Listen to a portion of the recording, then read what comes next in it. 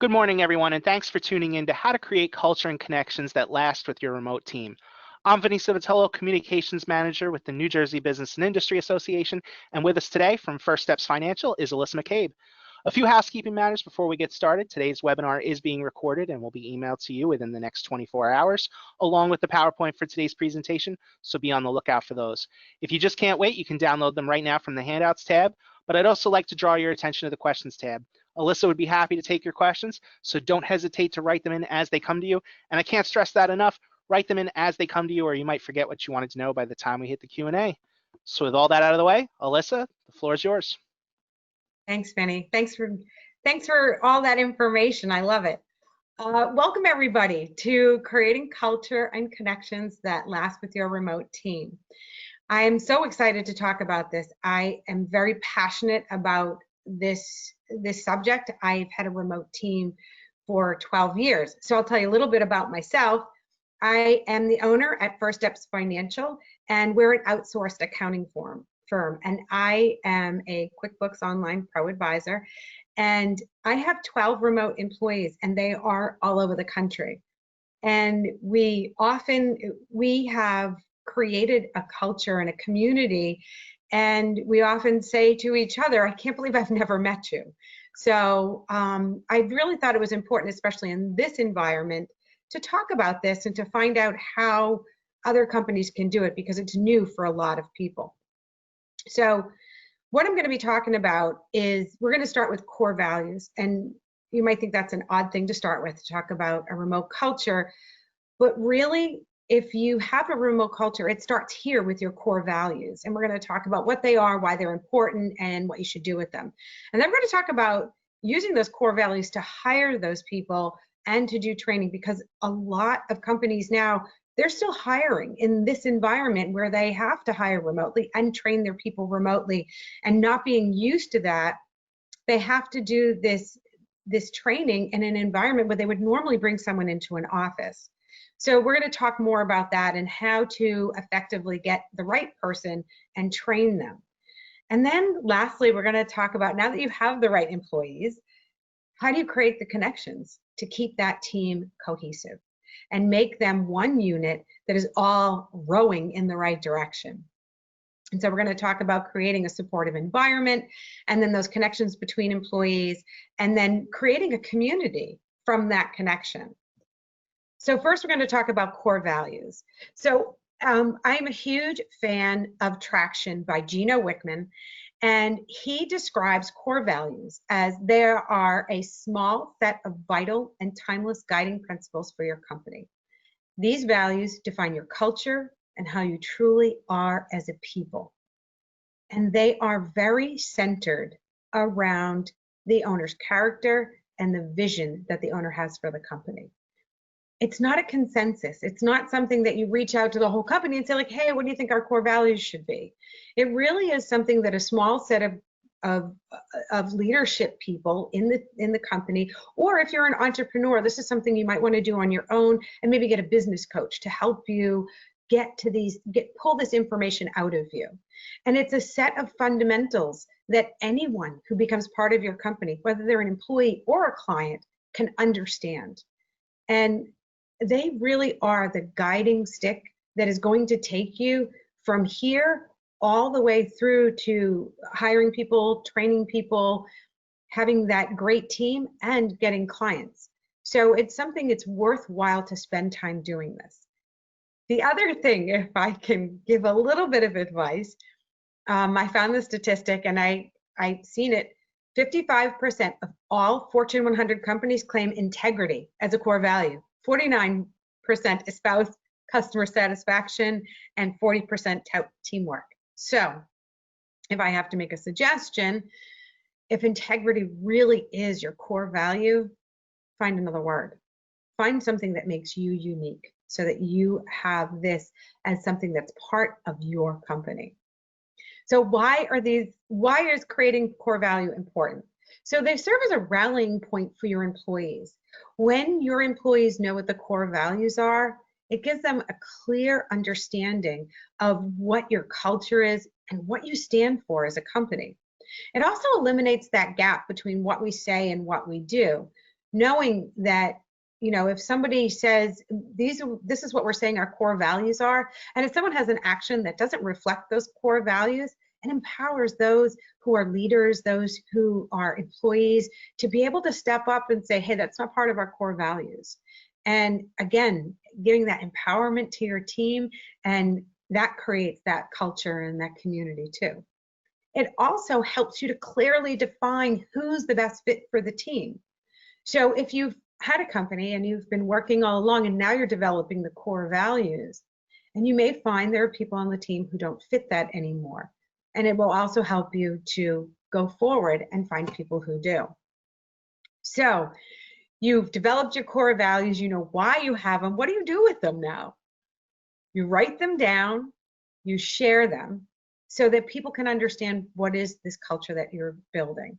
So make sure they're visible in all places. Put them on your website, social media, put them in your handbook. At company meetings, go over them. When you start the company meeting, say like, okay, our core values are, and relate to them. Create a graphic. This one is really important because if you have a graphic, having a visual, and especially something that's in a picture form, will help people to remember it. Let the team know that all decisions are based on these core values.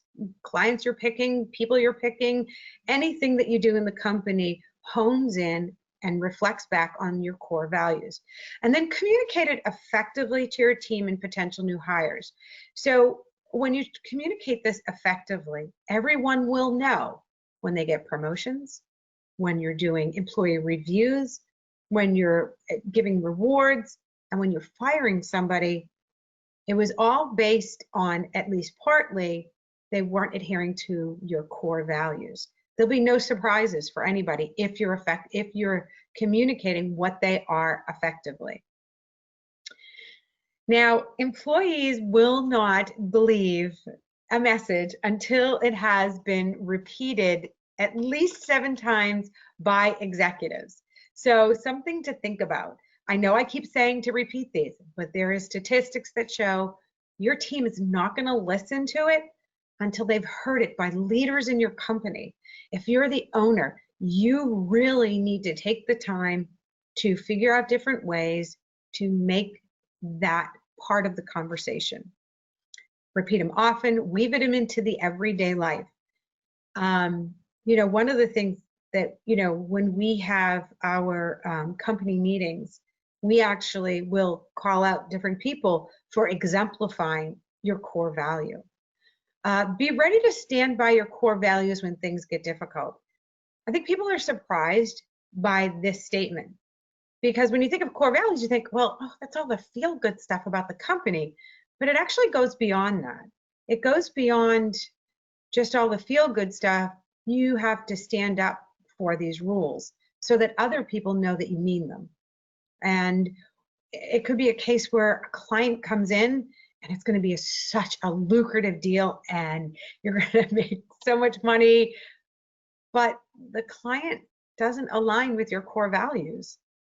And it doesn't matter how much money you're going to make from it, it's going to be really difficult for you to work with them. It's going to be difficult for your team to work with them. So that's one of the things you have to really think about.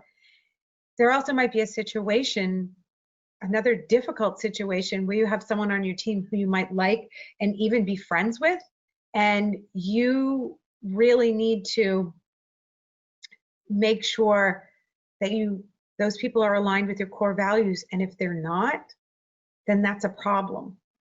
So you have to make sure that it continues this way. So this is a graphic of core values, and you should always be sharing these. And then more graphics, and you can see how they really stand out. You can use them in your email signature. There's so many places where you can use these things that are, and they make a statement. You put it in your email signature, people are going to see it time and time again.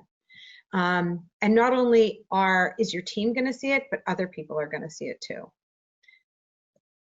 So when you create this culture, it absolutely unites your team. And that's what it's all about. So how do you hire for your culture? You created your core values, you stand by them, you think they're great, you're spot on for them. How do you hire for this culture? This statistic was pretty interesting. It says remote employees are 31% more likely than their non-remote counterparts to feel that they have the opportunity to perform at their best every day. So if you think about this, if you're already hiring someone who's remote, they are going to be more likely to perform at their best every day, better than somebody who's in person. So you're already hiring someone that's ahead of the game. So think about that when you're concerned about maybe how is this going to work. So what we have done and what we've seen other companies do is you find an ideal employee. So we always laugh. We say, like, you found Susan. Susan is like the ultimate employee. She hits all the marks for, core values. She just is spot on. She's really somebody who exemplifies your company. And then you think, if we had a whole team of Susans, we'd be unstoppable. So that's how you start to build what the role model is for your future employees. You want to make sure they exemplify your core values. Well, how do you do that? You can use a DISC profile test or another personality test and other traits that you think are very important to your company and to making your company become a whole team of Susans that are unstoppable. We personally use the DISC profile, which we really like, and we have found that there's a certain combination of those letters that really exemplify our core values, and that type of person succeeds in our company. Also, make sure that you have clear expectations of what you want in a new hire. Do you want hard skills? Do you want someone who's technical, who understands the technicalities of what you do? Or do you want someone with soft skills, who can talk to people, who really are able to make connections with others? Are you hiring for aptitude and attitude? Those are the things that you have to figure out of what you really want and be very clear about what you want. And then let your core values and your culture guide you on those expectations. So next, you have to come up with a job description. So I love this job description because it really talks about, it really likens their company culture. So I'm going to read it. It says, are you looking to ignite your passion to help people? Do you love to take chaos and create order? Does it bug you when something is misspelled or the spacing is off? Does learning new things and growing with a company excite you? Do you work hard and have great attitude? Are you interested in working remotely? Are you ready to be surprised at loving where you work? If you'll notice, these are all questions. These are questions that your potential hire needs to ask themselves. It still speaks to what you want. So this job description, if I have to guess, includes people who are passionate about what they do. They have to like being organized. It says, does it bug you when something's misspelled? So they should be detail oriented. And does learning new things and growing with a company excite you? Sounds like they're looking for a lifelong learner. They're like somebody who may be innovative. And do you work hard and have a great attitude? Because somebody who works hard and has a great attitude is probably someone who's open to learning new things. So if you think about your job description, about what you want people to ask themselves as questions, those potential hires. So the next thing that you want to know is their skill set. Now, none of these are questions. You're telling people what you want them to bring to your company. And so you need to think, what skills do I want someone who align with my core values? What do I want them to bring to the company? And it starts to tell these people who are outside of your company what your culture's like when they get in there. So capable of multitasking many small tasks. You're telling them ahead of time, that's what I expect you to do. Communicating well verbally and in written format, that's a little bit more. And being process oriented, taking initiative, offering solutions, easily pick up on social cues, focused on caring for people. And the last one's my favorite, a desire to be part of something larger than themselves. You're telling them already that I want you to be a team player. If you're not a team player, then don't bring it, because it's not going to work for us. This is what our culture is built around. These are the things that we do. So you can see, like, once you have those core values, it's so much easier to build all the rest of it. So, all right, you built the core values, you've hired the right person because you did all the right job description, the skill set. Now you got to onboard that person and train them. How do you do that? Well, you start by welcoming them properly. You know, you might have somebody who lives across the country. You want to send them send them a welcome package. Make sure it has a team shirt in it, a yummy snack. You could even send them a team picture so that they get to see people's faces before they even start. And then a handwritten note from the owner, from a manager, from another employee that says something along the lines of, hey, can't wait to meet you. So excited to work with you. Anything that's going to make them feel like, wow, this is a pretty cool company. Because that's what you want. Once you've gone through all that work of hiring, that's what you want these new hires to start saying to themselves. And you know, make your new employee feel welcome. These are the same things you would do if you were sitting in front of the person. If they were in your office, you would do the exact same things. So you get on a webinar or you get on a video call with them and you want to smile and make eye contact. Make sure your camera's on and use the person's name when you're speaking with them. Hey, Anna, I'm so glad you're on the call this morning. It's good to see you. Don't underestimate the value of small talk. Asking people about their lives. Hey, how was your weekend? What's going on? You know, anything that you can do to make them feel comfortable. People like to be asked about themselves. So, and then make the person feel special as soon as you can, and then ask questions. So you can show that you've been listening. So you can ask questions. If somebody has flowers on their desk, you could ask them, hey, nice flowers. And someone might tell you a story that they have a garden. And then you can show that you're listening. So maybe in the next conversation, you ask them about their garden. So then you have to do some training with these people. They're on board, they feel happy to be there. You know, training should be easy to access and simple to understand. So one of the things that we have done is we have all the training and all the education programs in one place. So when someone comes on board, they log into a website, it has all of their training is in there from start to finish, everything that they need to do. And so anytime they can go back and refer to it.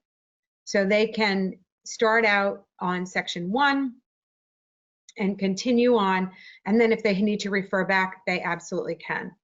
Also, make sure that you have clear expectations of what the milestones are and timelines for completing the training. So at each stage, you could let them know you should be done with training for section 1 within a week, or it's going to take you an hour, or anything that you have. For our training, we actually tell them how long each section should take. This should take you 20 minutes, and then go back and review it, which will take another 20 minutes. So there's different things that you can do. And someone needs to monitor the learning progress. You know, you can't set them off on this training journey and just hope that they finish it. We actually have someone who is in charge of training, and what they do is they monitor this person's progress. And then they also make sure that the employee is still engaged so that they can continue to be, it helps to know if someone's frustrated or if there's an issue or anything, so that they can do that. And then one of the great things that we have found is setting up work buddies. So at different points during the learning process, you can have somebody come in and work with that person. And so they develop a situation where they have somebody on the team that is who that they can connect with, and they start to learn about that person and do a project with them. So it starts to develop those relationships that you may not have otherwise. So one of the things that every company has is a way that they do things. So every company has their core values and their culture, and to talk about those things, that's their way of doing things. So you might tell stories. So for example, we had a situation where someone on the team had a problem with a client, and the client needed to solve something. And so that our team player was telling us, this is what happened. I was working with the client, we met and we brainstormed and I researched this and I came back with a solution. And she got called out for exemplifying one of our core values, because one of our core values is collaboration with our clients. And so we said, Anna, that was awesome. That was so great of you to do that. You really exemplify our core values.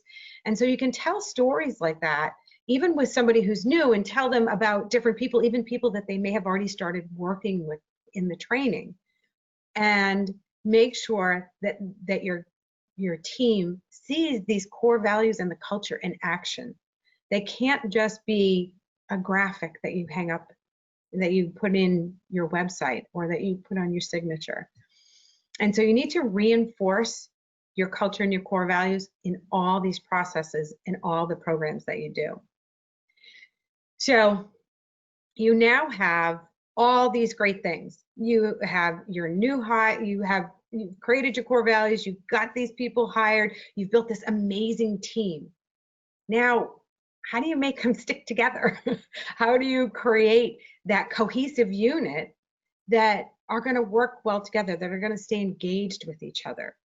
So if you're thinking, maybe that's not as important, there's some statistics about, things that people talk about. So fostering a sense of connection without a shared workplace, this was the most difficult part of being a remote worker.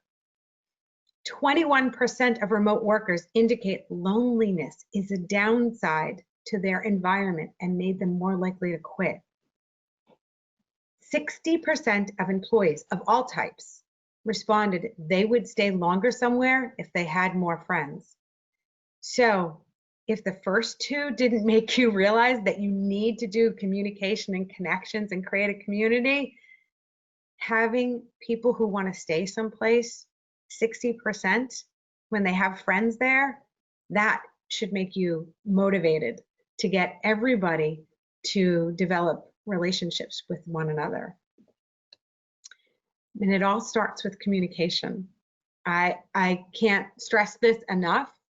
This is where the true bonding happens in a company. So when you start to develop this, and this has to be a process that everybody knows about. So be proactive. When are you doing this communication with your team? And you have to be specific about it. In our company, we have a check-in meeting every Monday. And on that Monday, everybody knows what's going to happen. And it's short. We send an agenda, we talk about it, people are allowed to put things on it, but we keep the meeting to 30 minutes. And that's where we start our communication for the week. Now, it's not the only time we communicate, but we set up other times where everybody on the team is interacting with other people. I have a chief of staff, and she interacts with 2 or 3 people from the team each week on her own. The accounting manager meets with everybody every week. So you have to set up these levels of communication, and they can be short phone calls. Hey, how you doing? What's going on this week? Do you have any questions about things? But what helps is that they have some kind of purpose behind it. So we also designate certain tools for specific communication. So inside of our emails is where we have communications with our clients, where we copy other people. We have a task management system called Asana. We have communication in there internally for the team to tell different team members where to do things, how to do things. The reason why is 2 different places, because all the information always lives in Asana under that client. In an email, you'd have to search for it. So we try to keep those things separate. And private conversations, we use text. Some companies choose to use Slack, which is another great interpersonal way to communicate. But again, tell them where you're going to do it and be specific about it. I also am a big fan of keeping communication simple. I have been guilty of sending that email that is very long, and then someone responds, and I know that they didn't read it because they didn't answer some of the questions. So if you can keep it simple, in this day and age, I don't think people need long emails. I don't think it benefits anybody. I think if you can keep it simple, and if it needs more of a conversation, get on a video call and have that one-on-one communication. Don't micromanage. If you've never worked remotely before, you may want to do this. This may be something that you want to do because you don't know how to check on what they're doing. That's a whole different thing of creating processes to make sure that they're doing their work. But if you micromanage somebody, you're going to aggravate them. So just make sure you're clear about what tasks they're supposed to be doing and have a checklist of how they're doing it. And be aware of your tone. We send emails back and forth. We speak through Asana. There's all this typed information. And so you have to think about what your tone is during that. And I think now more than ever, people are using emojis, because you may say something and you have to think about what the other person, how they would respond to it. It's really important, because so much of your communication in a remote environment is not going to be a phone call. It's not going to be a video call. Your day-to-day communication is going to be in the written form. And it's something you really need to think about. We actually do a whole training on how to write an email, because it's that important. One thing, sarcasm never goes over well in text or in an email. And then the last thing is video conferencing. Again, video conferencing, talking with somebody, being able to see their facial expressions, making sure that they're okay, is really a great way to communicate, and making sure that you set aside time to do that with everybody, because getting that bit of FaceTime with them, it used to be in person and it's just not going to be anymore. And I think that a lot of people are comfortable now with this, and make it part of your culture that we always have our video cameras on. So if you don't believe me that communicating is effective, I love this slide. So if someone told you to go put pants on a dog, they could interpret it in all these different ways. It's really important to be specific about how you want something to happen. And you know if it's effective, if the result is what you expected it to be. And if it's not what you expect it to be, go back and tweak it. We are tweaking our systems all the time. We have all these things hey, we think we're communicating effectively, and we just, we had a situation where someone did something, we thought, we've never actually addressed that because we didn't think we had to. Now we found out that we did. So know that, try to communicate effectively, and when it falls flat, it doesn't come up with the way you thought it was going to be, go back and tweak it. So you have all these great things. Now you need to create connections, and it starts with the leader. The leader of the company needs to show that they care about the people on the team, and that there is inclusion, that they are invited to the party and participate. Douglas Conant was the CEO for Campbell Soup. This is a man way ahead of his time. He came into Campbell Soup in 2001 when Campbell Soup was a disaster. The morale was low, sales were way off, the company was in the dumps. It was not doing well. He went every time he was in the office in New Jersey, every time he was in a manufacturing plant anywhere in the world, an office all around the world, he would put on his sneakers, got his little pedometer on so he could do his 10,000 steps, and he would try to meet as many people in the company as he could. When he was in a manufacturing plant, he would go down on the floor and talk to the people there. So his idea was to interact meaningfully with everyone in the company, or as many people as he could. So, in a remote team, you can't do that. You can't go and go to somebody's house or wherever they're working and do that. But what he did do, what we can all do, is he gave out handwritten notes, over 30,000 handwritten notes in 10 years to over 20,000 employees. I mean, that's a legacy to leave behind. So, and there's stories of these employees that got these notes, that they saved them. I have the article here in, it's in the screen, so, and it's also in the download, so you can read the article. It was so powerful because these employees kept these notes forever. And anytime you might be working someplace and you get disgruntled, or you can read back a note from the leader and know that, you know, this is how they're running the company. And when you're an employee, you do look to the head of the company to find out what direction you're going in and to have someone to believe in. So the leaders, and the leaders can be the management teams, the owner of the company, whoever it is.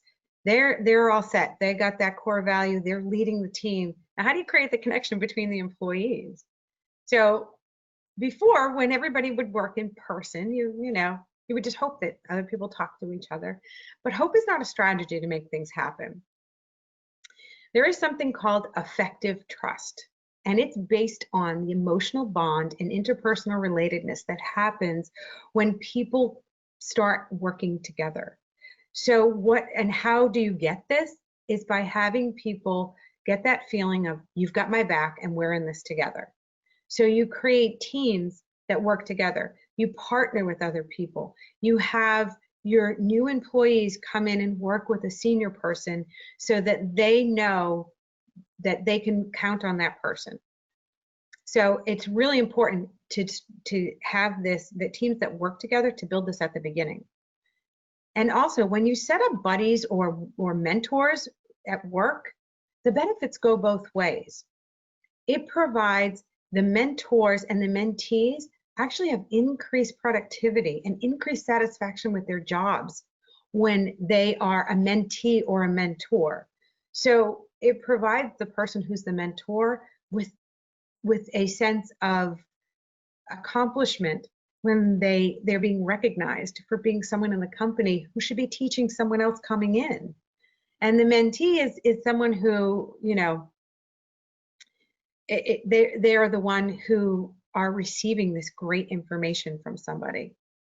Also, regular video calls between employees, and always with cameras on.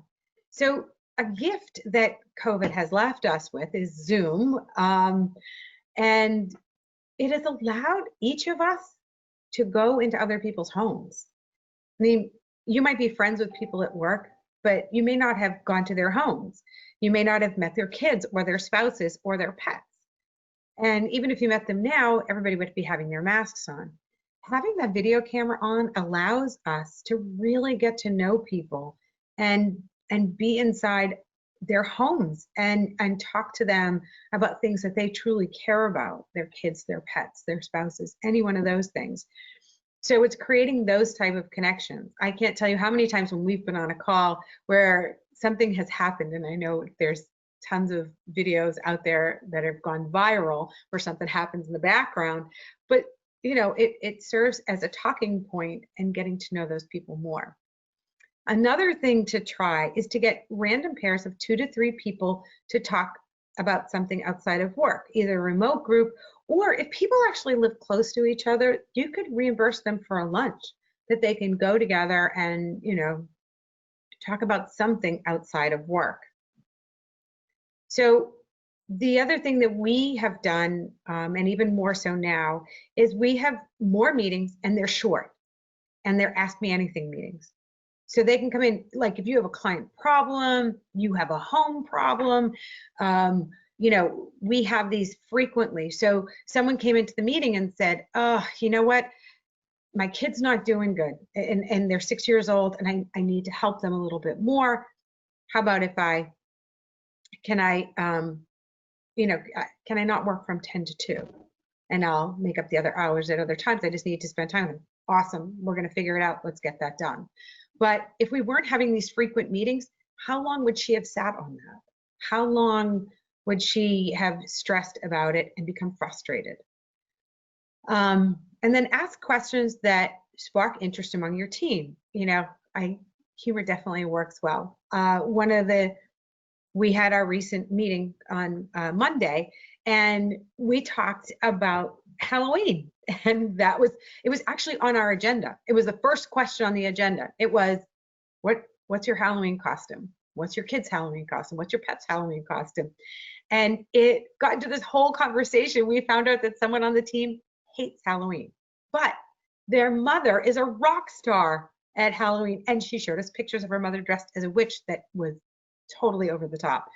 But we've learned all these things about people, and we know so much about their lives, and that's how you want to make those connections between the employees.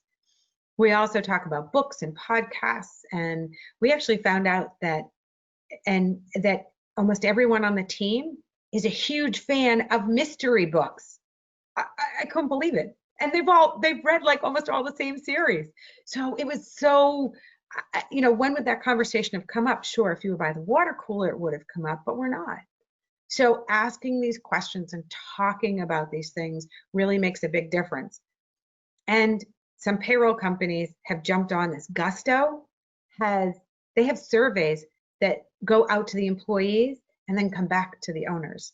So it's kind of cool. And you can ask any question you want. Gusto already has some set up, but it's a great way for you to get feedback and to know like how people's feelings are, and you can kind of take a temperature in this environment. That's funny in both ways, but you can take an action to create any missteps that you might be making. You can send out Google Forms, you can send out constant contact, and these can be anonymous. Ask them how they're doing. Ask them some specific questions to find out how they feel about things, because maybe somebody will tell you, I don't like this remote environment, or it makes me uncomfortable when I'm asked, a question about something in front of other people. But then it helps you to change how you're doing things. Something that some companies do, and we have not done it yet, is meeting in person. They do retreats, they do team building, or they do something just for fun. So there's some companies out there that are 100% remote, and that's some of the things that they do. In this environment currently, we can't do these things, but eventually we will be able to move about the country comfortably. And you may want to try this, to do a retreat, do something. We do have a core group that's in New Jersey, and we have met, and we actually did an exercise that we did, like a scavenger hunt, and that was really fun. And everybody enjoyed it, and we learned who's a leader and who understands different things, who solved the clues correctly. It was really, really good, and it did create a bonding for all of us. So how can you do these connection starters? Like, how do you get things rolling? So always ask, what have you done lately? And make it part of, them knowing you're going to ask that. And so if you have a team of 30, you probably can't do it at your check-in call every week, because it would take the whole entire time to find out what has been done lately. But make sure that maybe in those 2 to 3 groups that you create, that people get together and share that information together.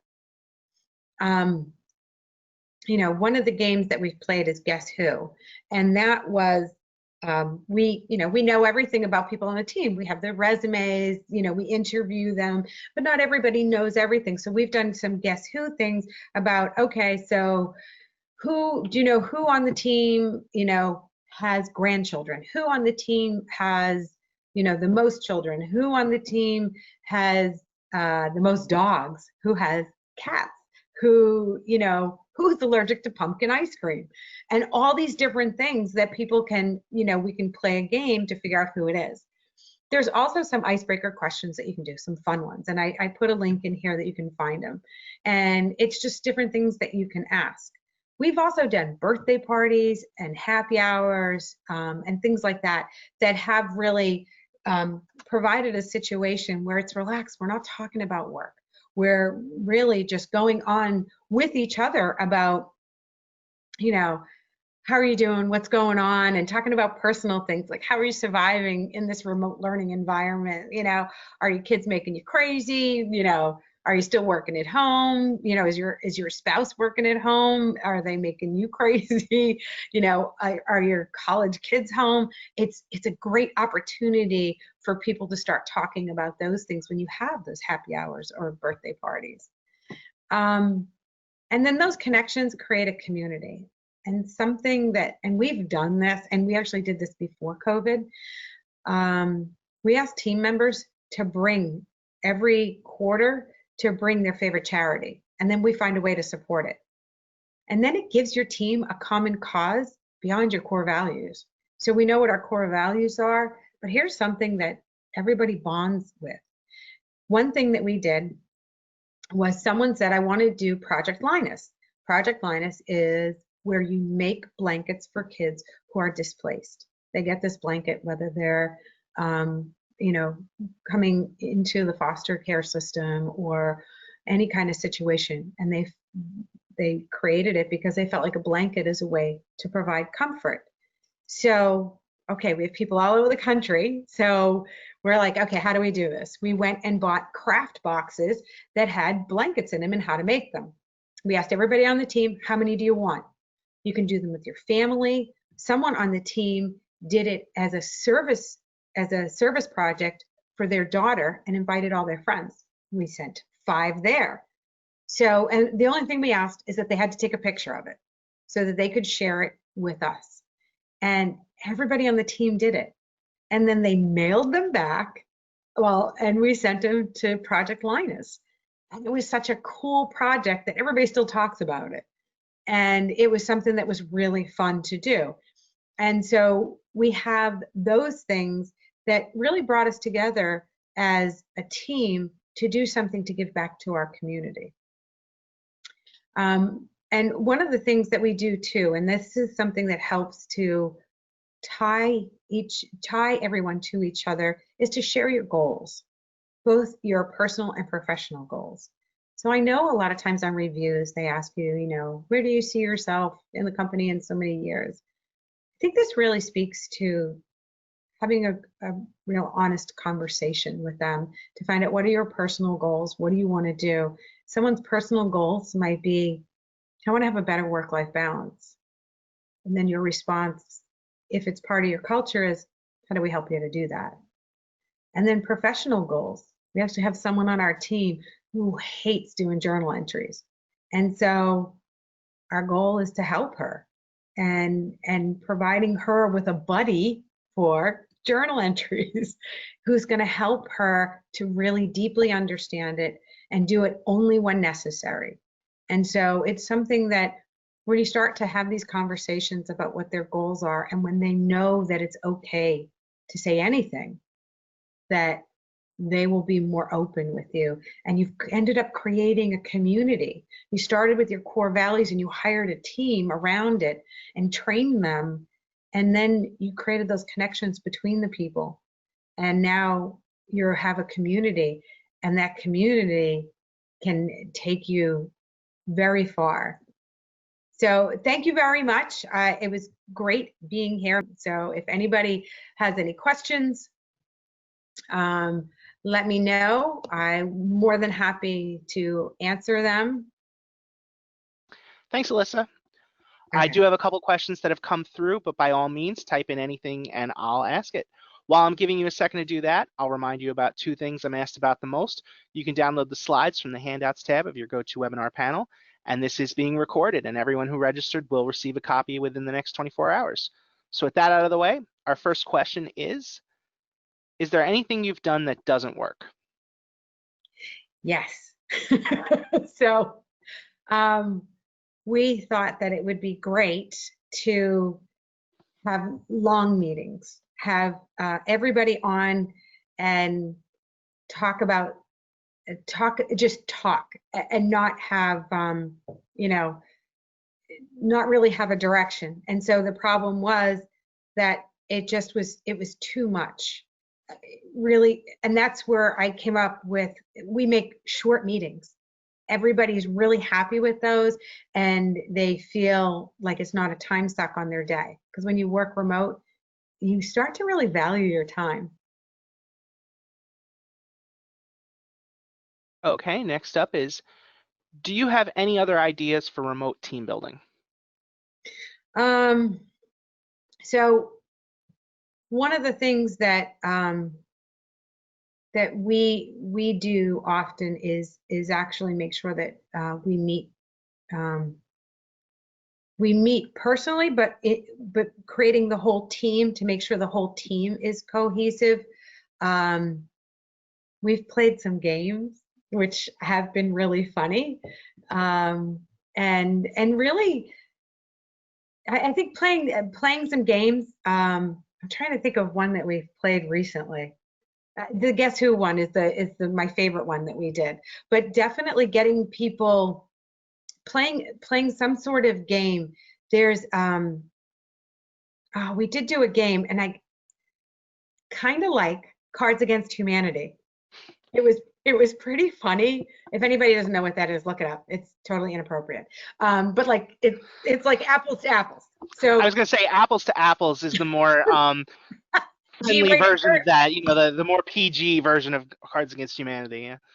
So when COVID started, there was somebody who came out with this, and I can't remember the name of it, and they actually just asked for a donation. And what it was is you put something up, you put a card out there, and you could do it remotely, and it was meant to be remote. It was more of like a kind of a college age thing, so you're supposed to drink with it. But we actually just went through it without the drinking, because drinking and remote working doesn't work. So so that was one of the fun things that we did, and it was at a time when we really needed to laugh. Everybody was really struggling. We've always been remote. Remote was very difficult for us, and you wouldn't think so because we'd always done it, but we'd always been remote by ourselves. We didn't have kids home, we didn't have spouses home. There wasn't this anxiety, and we ended up we actually had to make some changes and tweak our remote work and our remote environment. So don't always think that like you're going to make this remote environment, everything's down pat. It's always going to require tweaking, and you're going to have to be creative. You know, so there might be a game that you play, like I said, during COVID, but there might be something different that you do for team building at a different time in your company. Okay, I have one more, but by all means, keep asking them and I'll keep asking them. So this next one is, what do you do when your employees don't want to engage in any team building things they consider optional? 100% spot. I got to tell you, if I was an employee, I might be like, oh, I'm not doing it. So you have to make it so that it's interesting to them. And how do you do that? You have to do all the other stuff first. You have to find out what they are interested in. You have to do the background work. And then when you do create these things that are optional, you have to be very specific about what you're going to do. Have a theme. Okay, we're going to talk about, again, like when we had our meeting on Monday, I said we're going to talk about Halloween costumes. And it's mandatory to be at these meetings, but they know that it's not going to be terrible. So maybe you take away the optional stuff and you make it part of their day, but you keep it short. And you let them know ahead of time, this is what we're going to talk about, because there's nothing worse than going in and being like, oh, it's a happy hour. That's great. I have my drink. I got my drink. Okay, what are we going to talk about? Yeah, hey, how you doing? Nice hair. Like there's nothing. What are you going to say? There has to be some of those icebreakers. So like, hey, we're going to talk about how everybody likes their eggs. So Vinny, how do you like your eggs done? You like them over easy, fried, scrambled? There has to be. Scrambled guy myself, but yeah.